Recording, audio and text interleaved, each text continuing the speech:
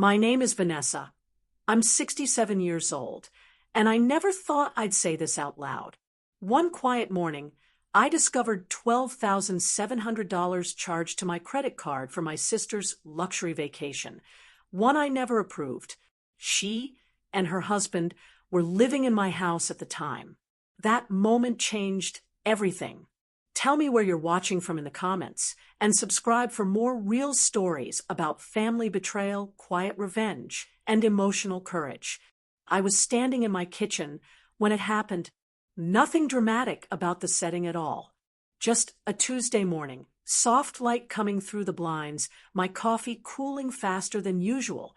I had my phone in one hand, mug in the other. I opened my banking app out of habit, the same way I always did before heading out for errands. That's when I saw it. A charge so large, my eyes couldn't make sense of it at first. $12,700. The numbers looked wrong, like a typo. I blinked. I tilted the phone. I even closed the app and reopened it, convinced it would disappear. It didn't. It sat there, bold and final, tied to a travel company I didn't recognize. My heart started to pound, not fast, but heavy. Each beat felt slow and loud in my chest. I hadn't booked a trip. I hadn't even gone anywhere in years. The farthest I'd traveled lately was the grocery store and my doctor's office. I stood there longer than I realized, staring at the screen, trying to understand how this could have happened without me knowing. My first thought was fraud. Someone must have stolen my information. That seemed logical. I told myself not to panic. I sat down at the small kitchen table, the same one I'd eaten at for decades, and clicked into the transaction details. That's when my stomach dropped.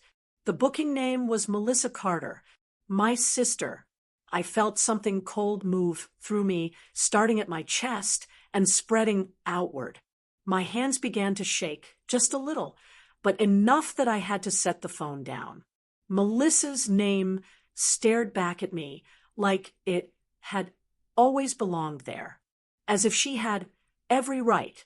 She and her husband, Dave, were living in my house, the house I inherited after our parents passed. I let them move in 2 years ago, just for a while. That's what she said back then, just until they got back on their feet. I stayed quiet when months turned into years. I paid the property taxes. I handled the repairs. I told myself family helps family. But this wasn't help. This was something else entirely. I picked the phone back up and scrolled further. The booking included first-class airfare, a resort stay, upgrades I didn't even understand.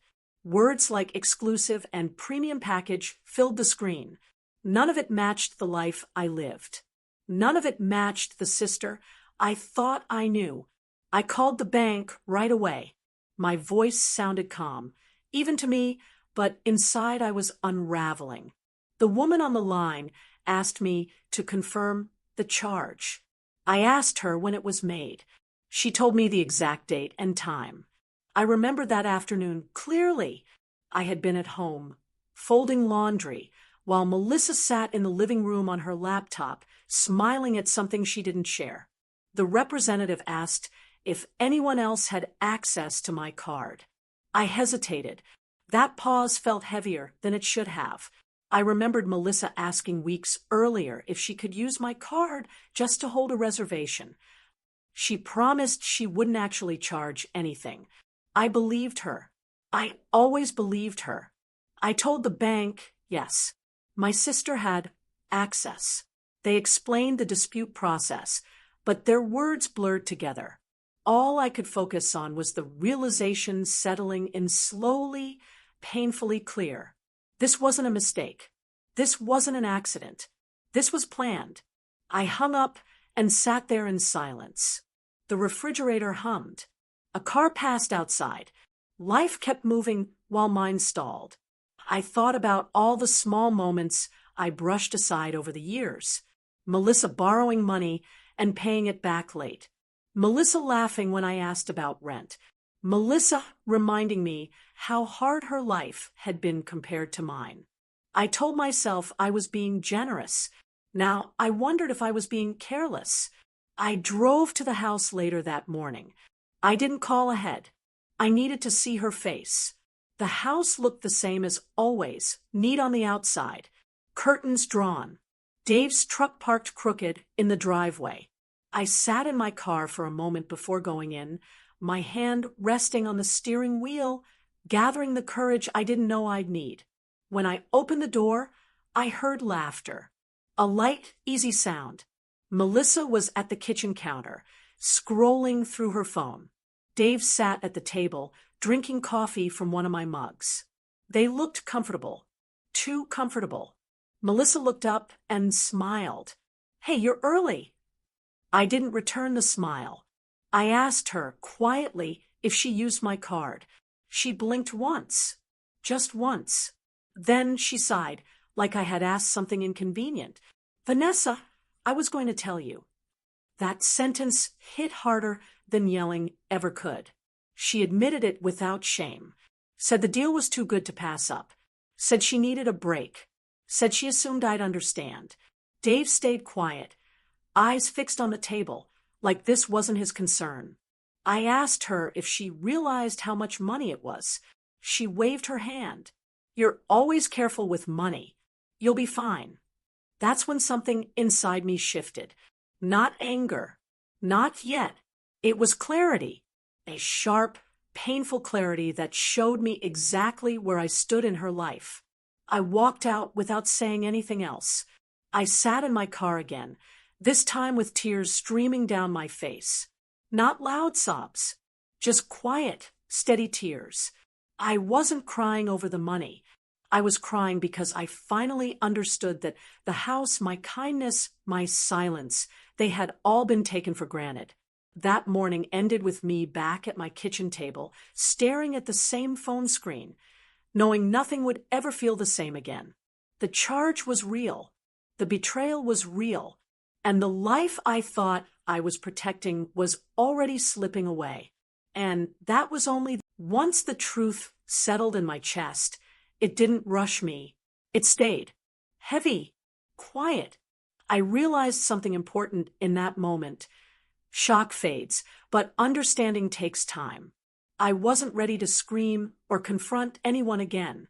I needed answers first. Real ones. Not excuses. Not half-truths wrapped in family language. I turned my phone back over and opened my email once more. This time, I didn't rush. I scrolled slowly, line by line, noticing things I had ignored for years. Travel confirmations weren't the only thing hiding there. There were shipping notices, subscription receipts, payment confirmations that didn't belong to me. I clicked each one carefully, my jaw tightening with every new detail. Some purchases were small enough to blend in. Others weren't. I recognized the pattern now. Melissa hadn't taken one big step. She had taken many small ones, testing how far she could go without being stopped. And I hadn't stopped her. Not once. I remembered how she offered to help me set up paperless billing after my eyesight started giving me trouble at night. She said it would make life easier. She said I shouldn't stress over emails anymore. I had felt relieved back then. Now I felt foolish. I went to the filing cabinet and pulled out old bank statements. My hands moved slower than my thoughts. I compared them with what I was seeing on the screen. That's when I noticed something else. Payments had been shifted, dates adjusted, charges spread out, so they wouldn't stand out. Whoever did this knew exactly how my mind worked. The room felt warmer than usual. I opened a window and let fresh air in, hoping it would clear my head. It didn't. Instead, memories came rushing back. Melissa insisting on handling grocery runs. Melissa offering to return things for me. Melissa saying, "You trust me, right?" I trusted her with my life. I just didn't know I was also trusting her with my financial future. Later that afternoon, I drove to the house again, this time with purpose. I didn't plan to confront anyone. I wanted to observe, to notice. When you stop looking through the lens of love, details sharpen. I parked across the street and watched.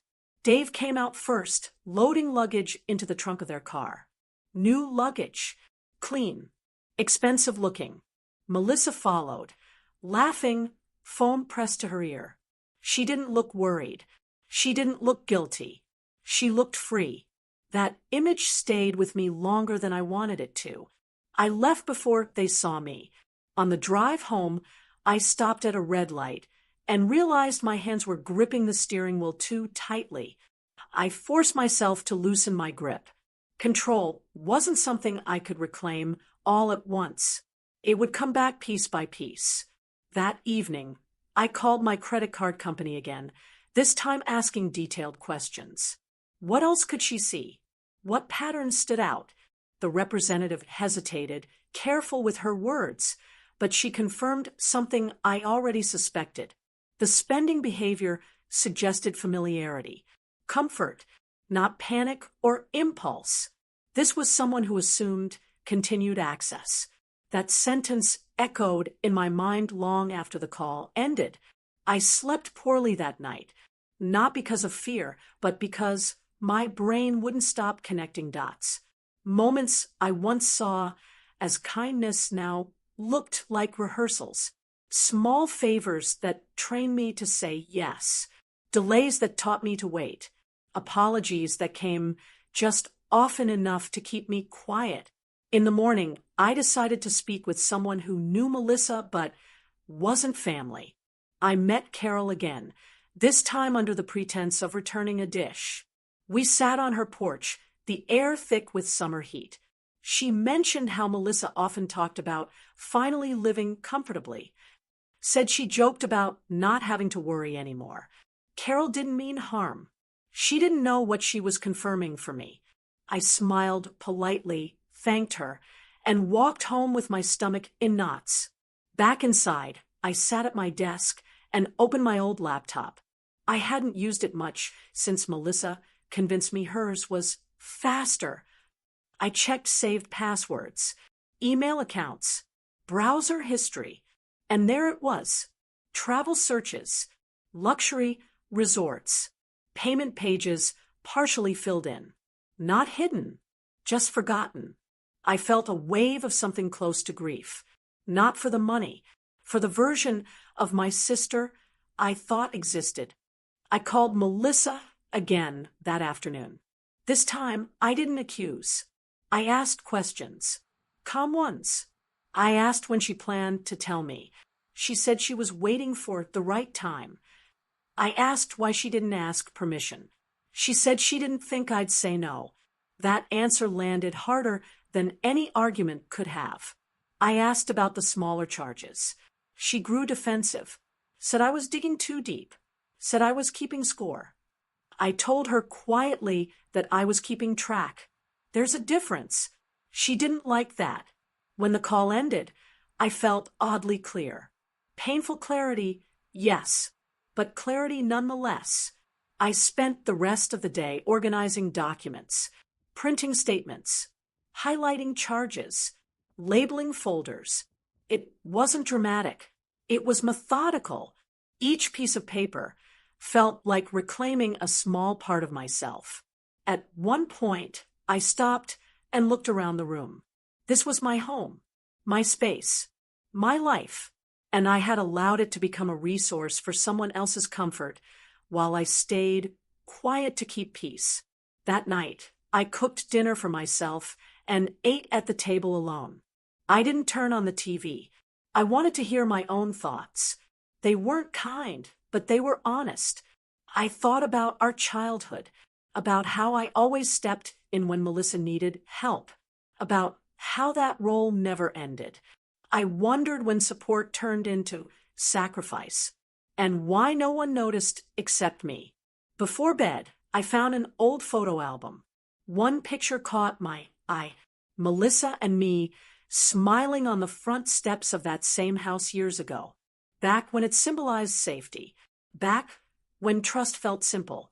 I closed the album gently.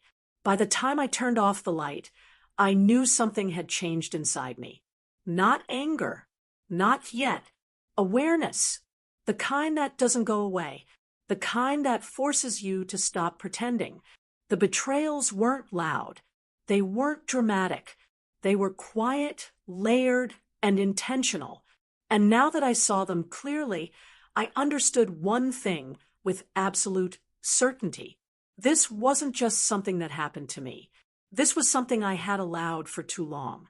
And that realization stayed with me as the house went silent around me. The house was quiet when I woke up the next morning, but it wasn't the peaceful kind of quiet. It felt heavy, like the walls were holding their breath. I lay there for a few minutes, staring at the ceiling, listening to the faint hum of the refrigerator in the kitchen. My mind was already awake, already busy, replaying everything I now knew. Awareness does that. Once it arrives, it doesn't let you rest. I got out of bed slowly and made my way to the bathroom. When I looked at myself in the mirror, I barely recognized the woman staring back. She looked older than her years, not because of wrinkles, but because of exhaustion. Emotional exhaustion sits differently on a face. It settles around the eyes. I turned on the tap and let the water run, hoping the sound might calm me. It didn't. I dressed, made breakfast I barely touched, and sat at the table again. That table had become the center of my world lately. Every realization, every decision, every quiet moment seemed to happen there. I placed my hands flat on its surface and closed my eyes. I tried to breathe through the tightness in my chest. This wasn't just about uncovering what Melissa had done. This was about what I was going to do next. And that question scared me more than the betrayal itself. My phone buzzed. A message from Melissa. Just one line. "Why are you acting so distant?" I stared at the screen for a long moment. The nerve of it made my jaw clench. She had taken thousands from me, crossed lines that should never be crossed, and still expected normalcy. Still expected me to play my role. I didn't reply. Instead, I picked up the phone and called her. My hands were steady this time. When she answered, her voice was cheerful, like nothing had changed. That sounded something to me. It pushed me closer to the edge I'd been circling. "Vanessa," she said, "I was just about to call you." "I doubt that," I replied. My voice was calm, but firm in a way it hadn't been before. She sighed. "Can we not do this today?" That sentence landed wrong. Do this. As if my feelings were an inconvenience. "We are doing this today," I said, "because I need to understand something." There was a pause. I could hear background noise. The television, Dave moving around. Life continuing on her end like nothing was wrong. "You didn't just use my card once," I said. "You used it over and over." She didn't deny it. "I told you," she said, irritation creeping into her voice. "I was going to pay you back." "When?" I asked again. She hesitated. Then she snapped.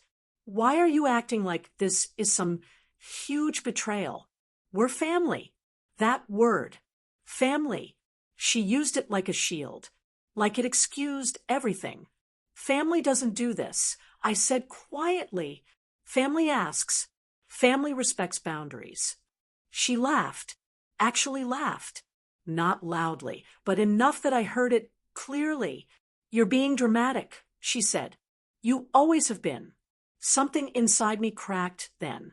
Not shattered, cracked. A clean break.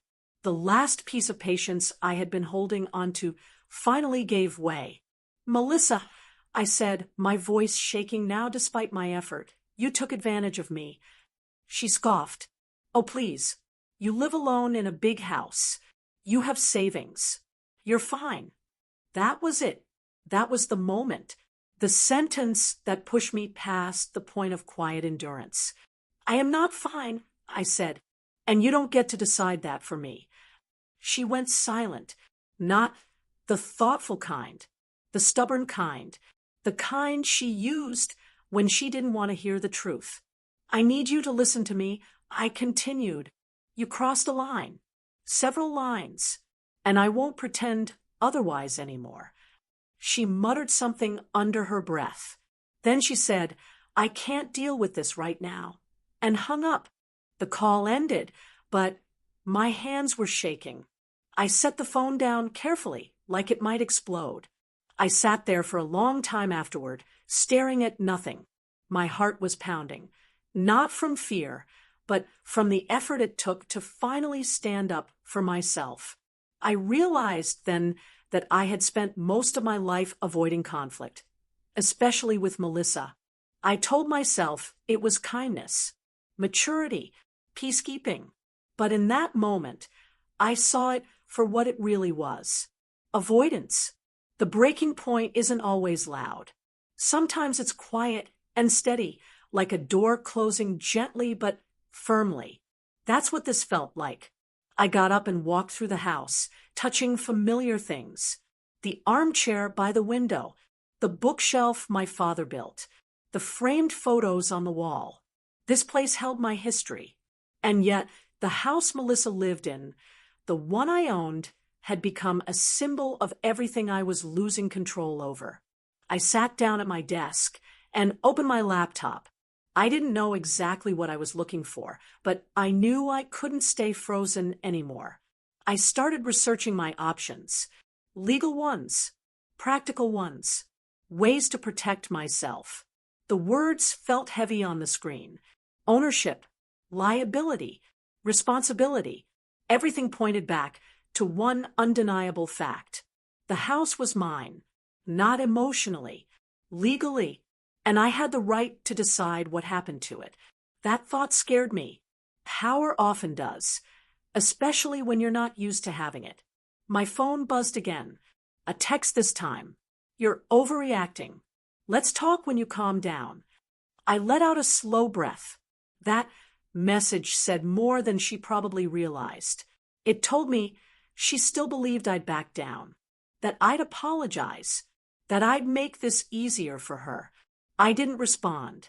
Instead, I called a friend I hadn't spoken to in months. Linda.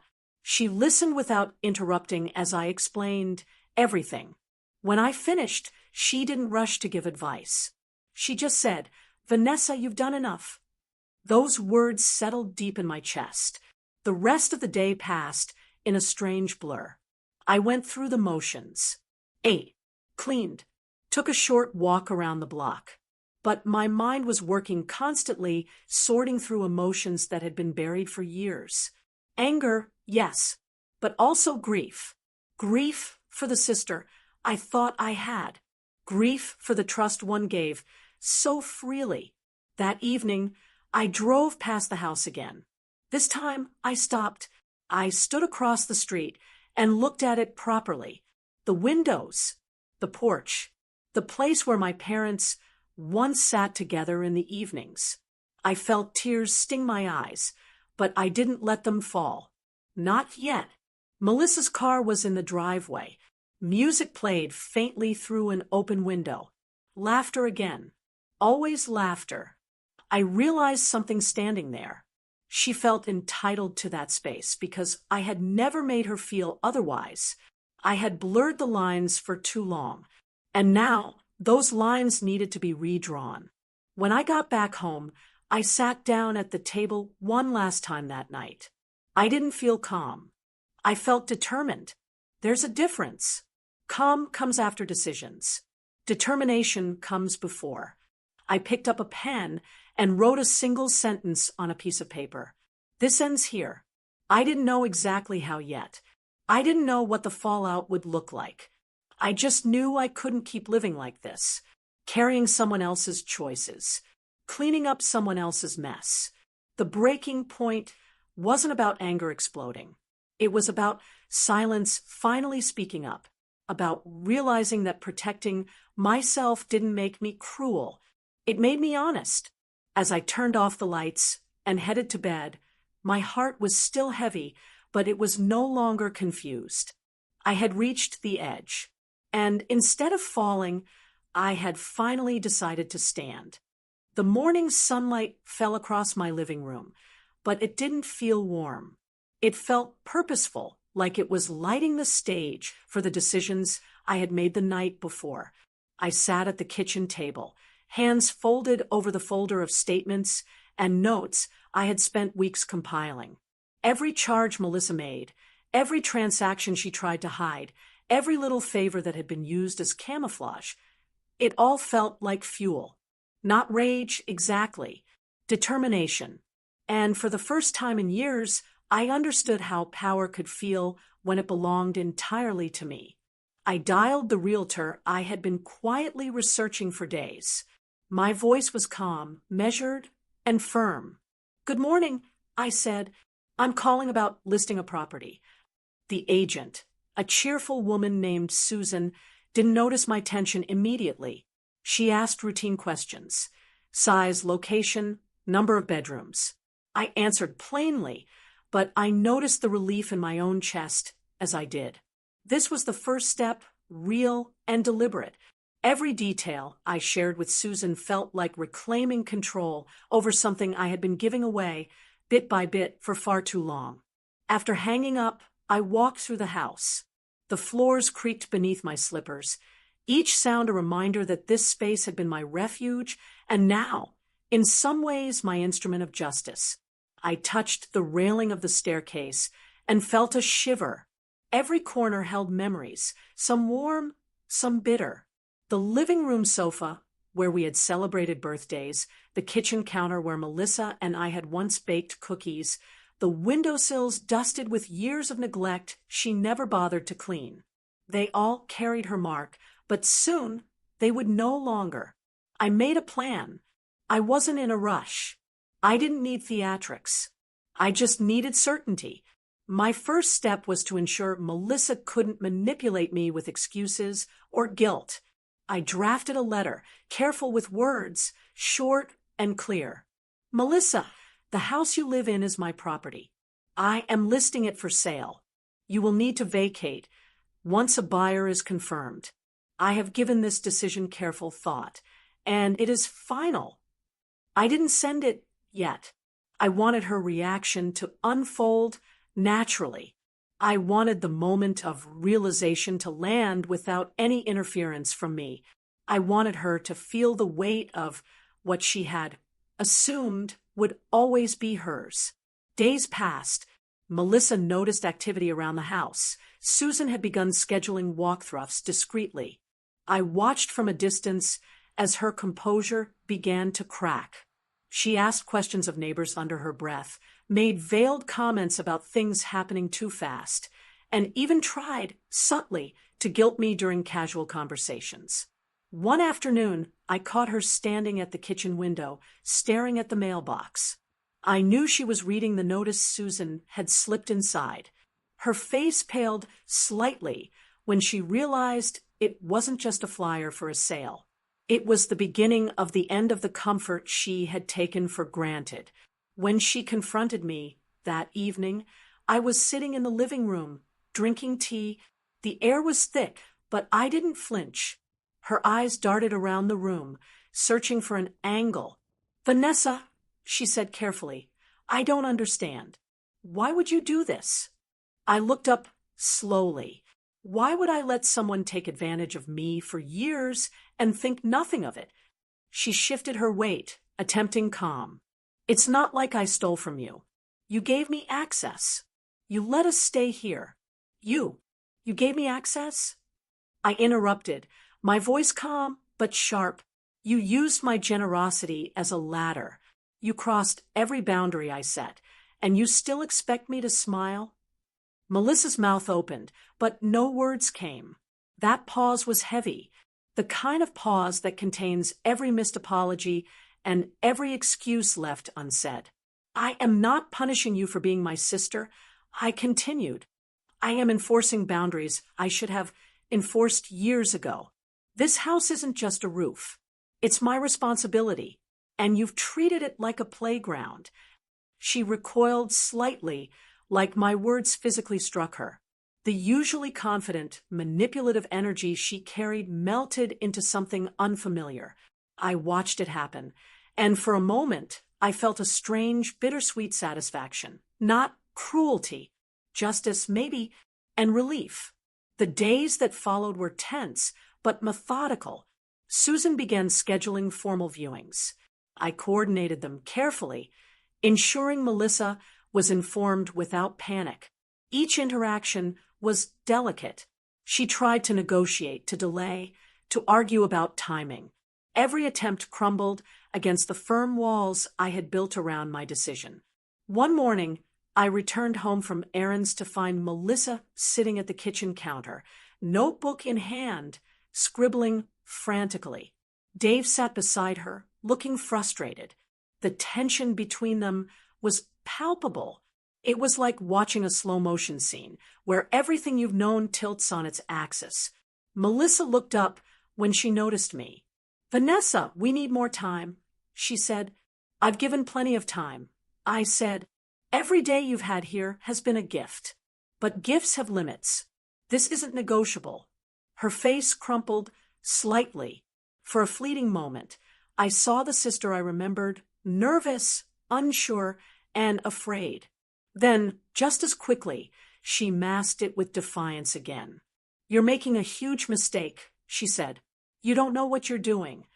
I smiled, though it wasn't warm. "I know exactly what I'm doing. I'm protecting myself. And this house belongs to me. I get to decide what happens here." Weeks passed. Showings came and went. Potential buyers walked through the rooms, asking questions, admiring the backyard, commenting on the natural light streaming through the windows. I overheard Melissa muttering, sometimes to Dave, sometimes alone. The realization of impermanence hit her slowly. She could no longer assume stability. She could no longer assume privilege. One evening, I received a call from Susan. "Vanessa, we have an interested buyer. They want to make an offer." My heart skipped. This was it. The culmination of quiet, deliberate action. The weight I had carried, the betrayals, the stolen trust, it was all reaching a turning point. I spent that night reviewing the offer, reading every clause carefully. Every word mattered. Every decision mattered. The next morning, I told Melissa the news. She reacted immediately, pacing the living room. "You can't do this," she shouted, but the sound didn't scare me. It was the sound of someone finally realizing they can't manipulate the outcome anymore. "I can and I will," I said calmly. "This is your chance to prepare. The choice to move forward or resist is yours. The decision has already been made." Melissa's expression shifted. Anger, frustration, and fear flickered across her face. She didn't shout anymore. She didn't try to manipulate. She simply stared. For the first time, she understood the seriousness of the moment. The house she had assumed was hers indefinitely was no longer untouchable, and she had no safety net to catch her. That night, I sat alone in the living room, sipping tea, thinking about the steps I had taken. The process wasn't quick, and it wasn't painless, but it was precise. I hadn't lashed out. I hadn't destroyed anything unnecessarily. I had taken control, and the power of choice was entirely mine. I realized revenge isn't about chaos. It isn't about punishment for the sake of pain. It's about action, and action guided by clarity. Watching Melissa confront reality, seeing the confidence drain from her, was a direct result of my decisions.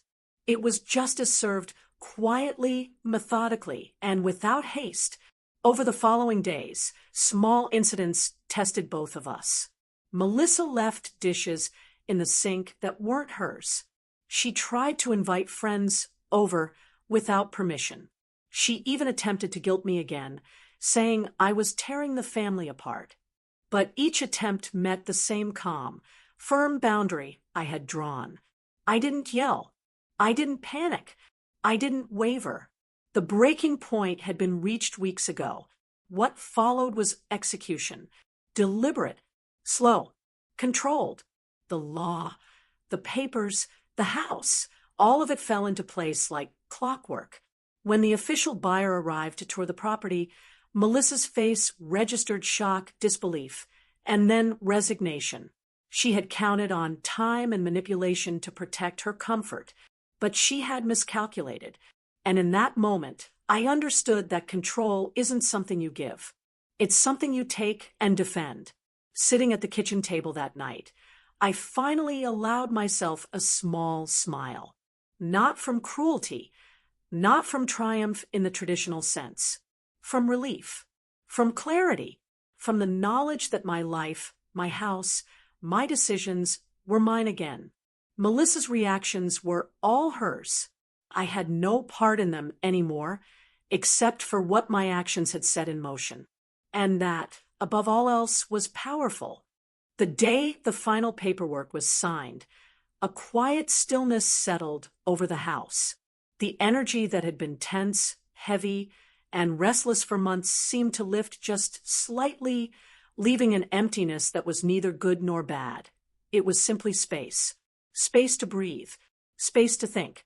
Space to be. I walked through each room slowly, touching the surfaces I had once shared with Melissa, noting details I had overlooked in the chaos, the chipped paint on the window frame, the faint scratches on the hardwood where chairs had dragged, the lingering scent of jasmine from the plants I had nurtured for years. Each of these small, familiar markers reminded me that life moves forward whether or not you allow yourself to notice it. I brewed a cup of coffee and carried it to the kitchen table, the same one that had witnessed every moment of tension, every confrontation, every realization over the past few months. I sat there alone, listening to the hum of the refrigerator, the soft creak of the floors, and the distant chirping of birds outside. This quiet felt unfamiliar but comforting. The house was mine again, not just legally, but emotionally. It wasn't just about possession. It was about reclaiming a sense of agency that had been taken from me over years of quiet compromises. For the first time in a long time, I allowed myself to think about what I wanted, not what I owed, not what someone else expected, but what I truly desired. I took out a notebook, the same one I had used to track Melissa's spending, and started writing differently this time. No numbers, no accounts, no deadlines, just thoughts, small, personal goals, a plan to reconnect with hobbies I had abandoned, a list of friends I had neglected, simple things that had once brought joy but had been buried under responsibilities that weren't fully mine. The act of writing itself was therapeutic. Each sentence felt like a step toward rebuilding, not just the house, but my life. I started with minor changes, rearranging the living room, painting one wall a soft, calming color, opening windows to let fresh air flow freely. The physical transformation mirrored the internal one. Where tension had resided, light was beginning to settle. One afternoon, I decided to walk through the neighborhood. The familiar streets now felt different, lighter, somehow. The neighbors greeted me warmly, curious but respectful. For months, I had avoided social interactions, carrying the weight of betrayal silently. Now, I found myself smiling back, feeling a tentative sense of connection again. I noticed details I had once overlooked, the way a dog barked at passing cars, the laughter of children playing on a nearby lawn, the aroma of fresh bread from the local bakery. Each observation reminded me that life outside the walls of betrayal continued, vibrant and unyielding. I began to set boundaries in my social and personal life more consciously. Phone calls from Melissa had dwindled after the house was officially sold, but the ones that did come were laced with guilt and frustration. For the first time, I did not answer immediately. I did not apologize for my actions. I listened, weighed, and then responded on my terms. This newfound control over my interactions gave me a clarity I had never experienced before. During this period, I also revisited old friends I had drifted away from. Linda, in particular, became a source of grounding energy. We sat in her sunlit kitchen one morning, sipping tea and laughing over stories from decades past. It was a simple moment, but it carried weight. I realized how much I had isolated myself in the name of keeping peace. Reconnecting with people who genuinely cared reminded me that life is not meant to be endured alone. It is meant to be shared thoughtfully and selectively. I took up painting again, something I had abandoned years ago when life had gotten too complicated. The first few strokes on canvas were hesitant, almost self-conscious, but as I moved my brush across the surface, I felt a release, a translation of emotion into color, tension into texture. Blue for sadness, yellow for relief, red for anger, green for hope.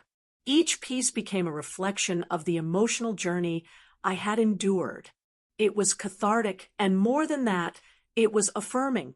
I was creating something entirely for myself, not for anyone else's validation. As weeks turned into months, I developed a routine that nurtured my well-being. Morning walks, journaling, quiet reflection, painting, and reconnecting with friends. I began volunteering at a local community center, helping other seniors navigate challenges I had only recently understood firsthand.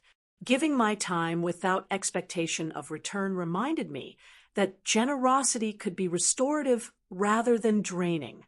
It was the opposite of the manipulation I had endured. One evening, as the sun dipped below the horizon and painted the sky in shades of pink and gold, I sat on the porch with a cup of chamomile tea. The house was quiet again, but this time it felt peaceful. I reflected on the journey, the betrayal, the breaking point, the deliberate steps I had taken to regain control. I realized that revenge had been a means, not an end. The real transformation had come in reclaiming myself, in learning that my voice and choices mattered. I allowed myself to think about the future without fear. The house, once a symbol of confinement and betrayal, had become a canvas for new beginnings. Selling it was not just about removing Melissa from my life. It was about making space for myself, physically and emotionally.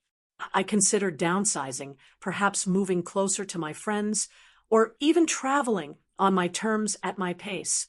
I also took time to forgive, not Melissa, not anyone else, but myself. For years, I had blamed myself for trusting, for being kind, for believing in family loyalty. The truth was, kindness is never weakness unless it is manipulated. I had learned how to protect it, how to channel it, and how to ensure it nourished me rather than drained me. During this period, small victories continued to reinforce my sense of self. A successful art show at a local gallery, a heartfelt conversation with a neighbor about my experiences, a quiet morning where I could simply sit, drink coffee, and watch the world move without anxiety gnawing at me. Each moment was a stitch in the fabric of a life being rewoven, stronger and more intentional than before. I also revisited the financial aftermath of Melissa's actions, settling accounts, ensuring my credit was intact, and understanding the full scope of the misused funds gave me a sense of closure. It was not about punishment, but about accountability, understanding, documenting, and reclaiming what had been mine. Each step reinforced a lesson I had long ignored. Control over one's life is not optional. It is necessary. Months later, the house was sold.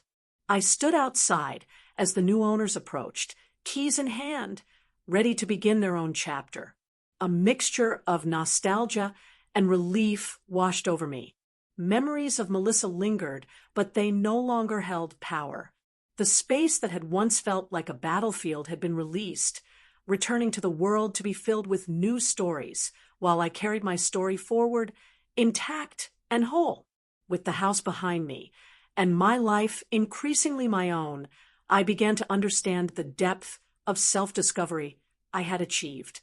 I had faced betrayal, endured manipulation, and crossed the threshold into a space where my choices, my voice, and my boundaries were respected, not because anyone else granted them, but because I claimed them. That realization was liberating. It gave me clarity, confidence, and peace. I returned to daily routines with renewed purpose. Cooking meals became a meditation rather than a chore.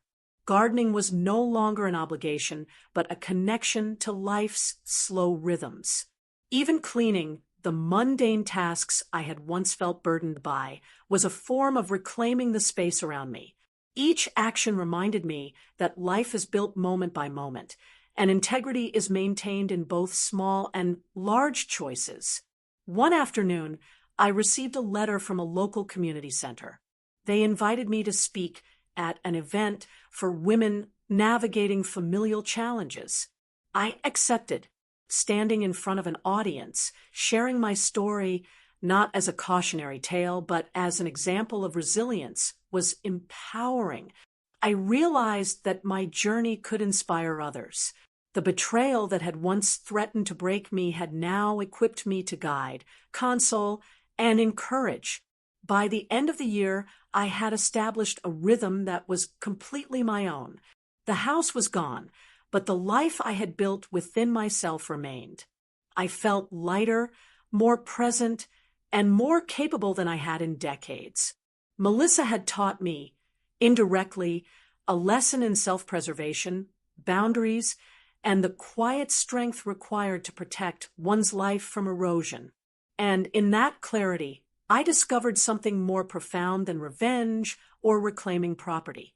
I discovered myself, not the woman who was cautious, fearful, or over-accommodating, but the woman who understood her worth, enforced her limits, and cultivated her own happiness. This was not just recovery, it was rebirth. I poured a cup of tea one evening, watched the sunset streak the sky with orange and lavender, and realized that peace was no longer a concept. It was a tangible, lived experience. Each breath I took was mine alone. Each decision was mine alone. And in that realization, I understood that rebuilding doesn't always require grandeur or spectacle. Sometimes it requires quiet courage, measured steps, and the unwavering commitment to honor oneself.